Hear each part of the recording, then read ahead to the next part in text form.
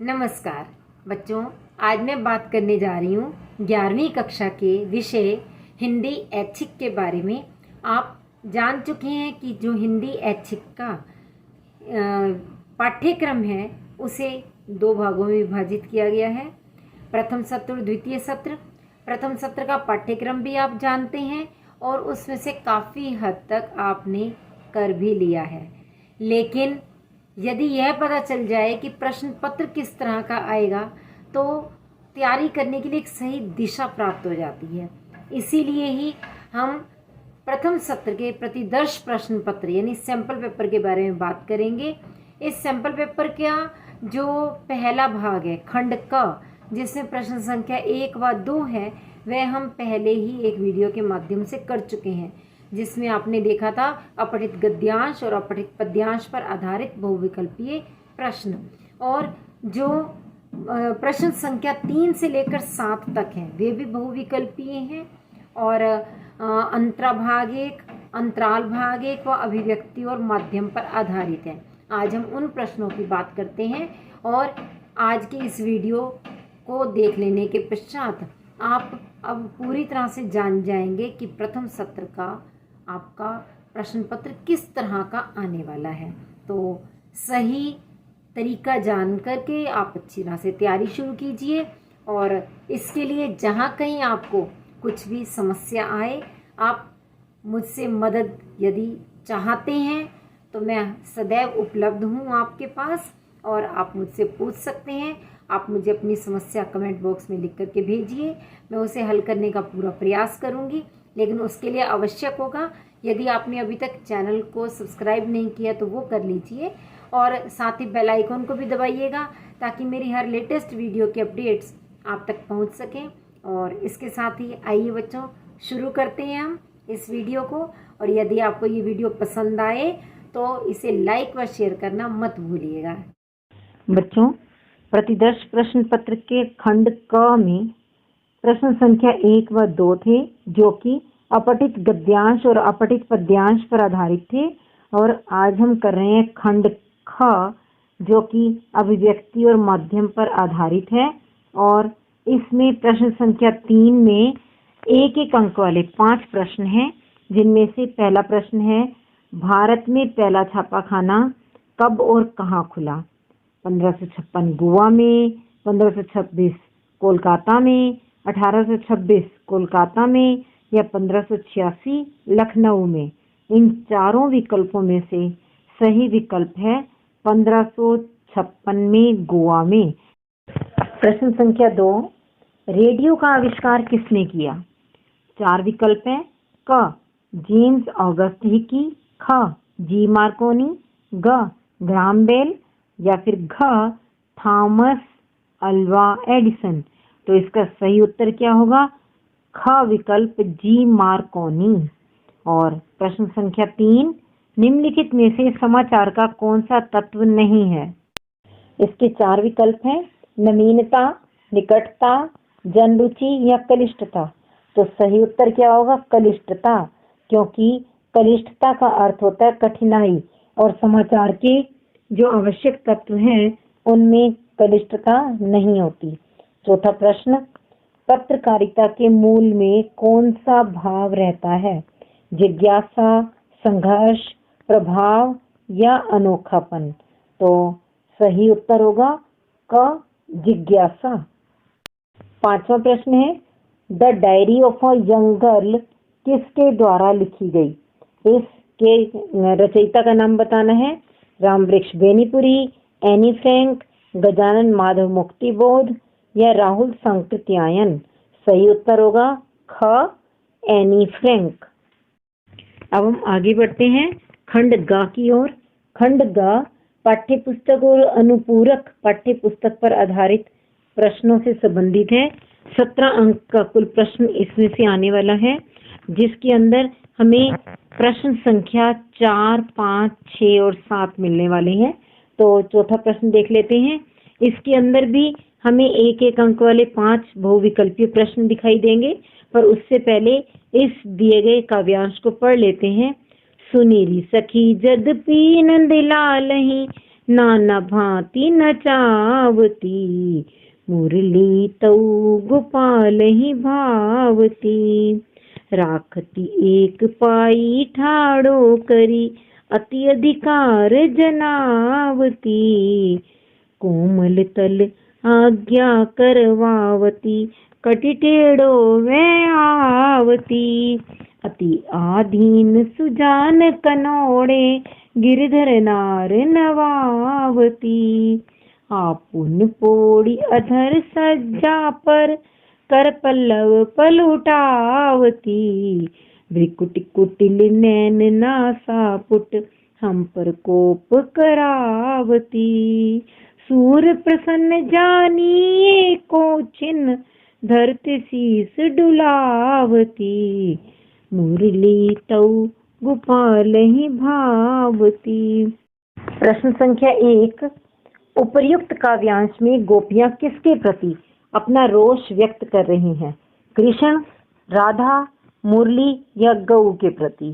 तो सही उत्तर क्या होगा? मुरली के प्रति अपना रोष व्यक्त कर रही हैं, यानी विकल्प संख्या ग। दूसरा प्रश्न है, कनौड़े का अर्थ क्या है? कृतज्ञ, कपटी, काले या कुरूप? सही उत्तर होगा कृतज्ञ, यानी कृपा से दबे हुए। तीसरा प्रश्न, कर पल्लव पलुटावती में अलंकार है कौन कौन से? रूपक और अनुप्रास, या रूपक और उत्प्रेक्षा, उपमा और मानवीकरण, श्लेष और अनुप्रास? तो सही उत्तर क्या होगा? रूपक और अनुप्रास, क्योंकि कर पल्लव पत्तों रूपी हाथ, और पलुटावती और पल्लव को यदि हम देखें, पल्लव और पलुटावती दोनों में प्रारंभ में प है, जिससे अनुप्रास अलंकार बना, यानी इस पंक्ति में रूपक भी है और अनुप्रास भी, तो क विकल्प ही सही होगा। चौथा प्रश्न है, उपर्युक्त काव्यांश में कौन सा रस है? वात्सल्य, श्रृंगार, करुण या रौद्र? तो स्पष्ट रूप से पता चल रहा है श्रृंगार रस है, क्योंकि यह नायक नायिका के मिलन और उनके आपसी छेड़खानियों का चित्रण है।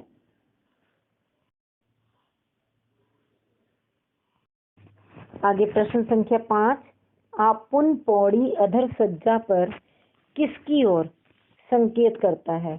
इस पंक्ति में किसकी ओर संकेत किया गया है? राधा की ओर, कृष्ण की ओर, मुरली की ओर या नंद बाबा की ओर? तो सही विकल्प क्या होगा? विकल्प संख्या ग, मुरली की ओर, क्योंकि मुरली अधर सज्जा होठों रूपी सेज पर पौड़ी लेटी रहती है।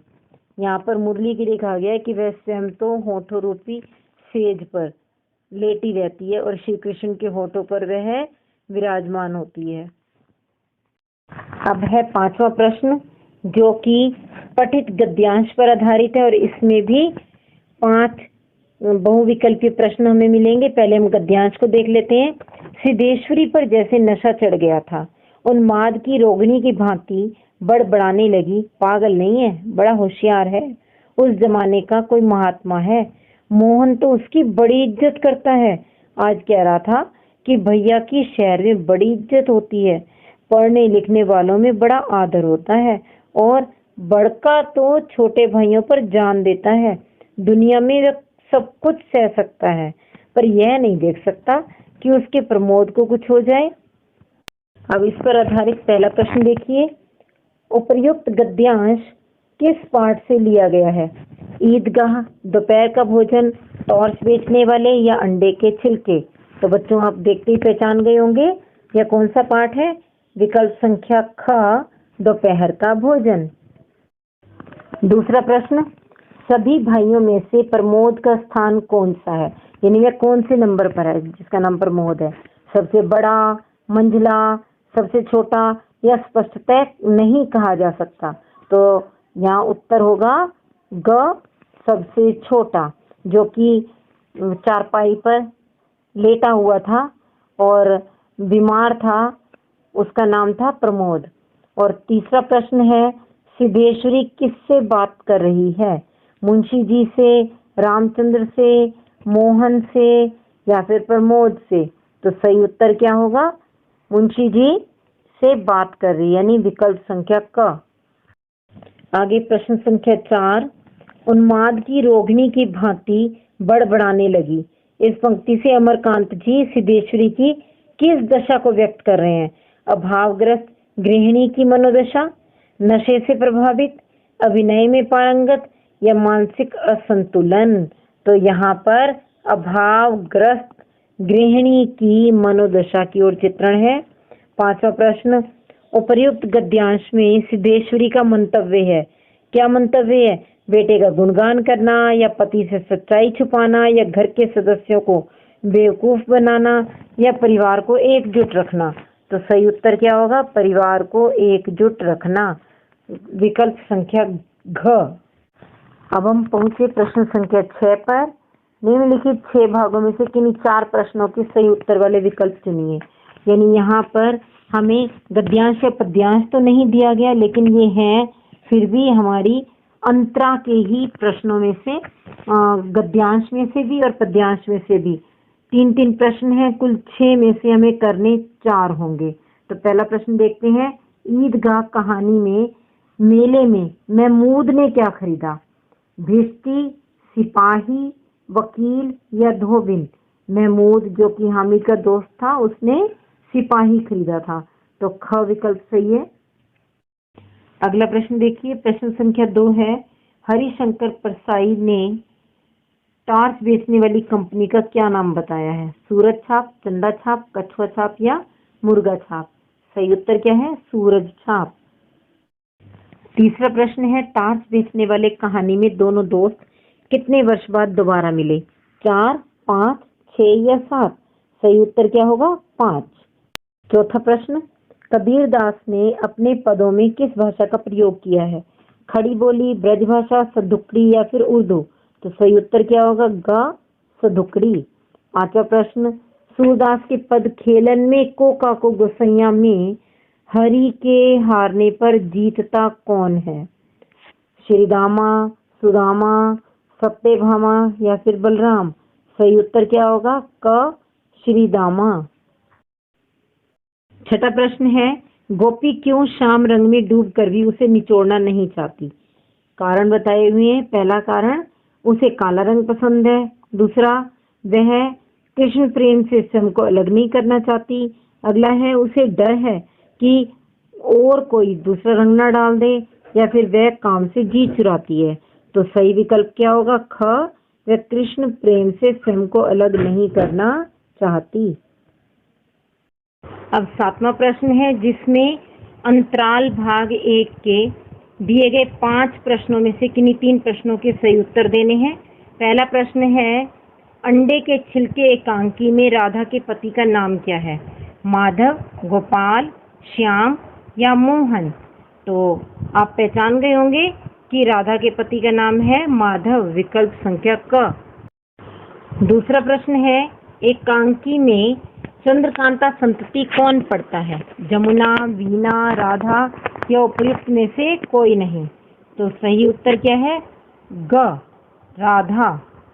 तीसरा प्रश्न, किसके कमरे में प्रवेश करने पर श्याम को परायेपन का एहसास होता है? राधा के, वीणा के, जमुना के या फिर पड़ोसी के? तो सही उत्तर है विकल्प संख्या ख, वीणा के। चौथा प्रश्न, अम्मा जी के आने पर घर के सब सदस्य फ्राइंग पैन में क्या रखे होने की बात करते हैं? अंडे का हलवा, अंडे का आमलेट, पुलटिस या दलिया? तो सही उत्तर क्या होगा? पुलटिस, ग। पांचवा प्रश्न, अंडे के छिलके एकांकी में मोहन राकेश ने मुख्य रूप से किस तथ्य को उभारा है?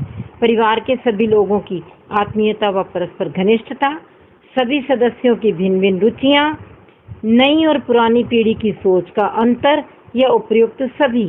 तो सही विकल्प होगा उपयुक्त सभी। पांचवा प्रश्न, अंडे के छिलके एकांकी में मोहन राकेश ने मुख्य रूप से किस तथ्य को उभारा है? परिवार के सभी लोगों की आत्मीयता व परस्पर घनिष्ठता, सभी सदस्यों की भिन्न भिन्न रुचियां, नई और पुरानी पीढ़ी की सोच का अंतर या उपयुक्त सभी? तो सही विकल्प होगा उपयुक्त सभी। मुझे लगता है बच्चों अब आप अच्छी तरह से समझ गए हैं कि आपका प्रश्न पत्र किस तरह से आने वाला है, और उसी तरह से आप तैयारी भी शुरू कर देंगे। और यदि कोई भी बात अभी भी नहीं समझ में आई, कोई समस्या है, आपको असमंजस है, आप मुझसे पूछ सकते हैं। कमेंट बॉक्स में लिख करके भेजिए। और आपको ये वीडियो कैसा लगा यह भी अवश्य बताइए। और यदि पसंद आया है तो इसे लाइक कीजिए, शेयर कीजिए, अपने बाकी मित्रों के साथ भी इसे बताइए। और अंत तक आप वीडियो के साथ बने रहें, इसके लिए आपका बहुत बहुत धन्यवाद।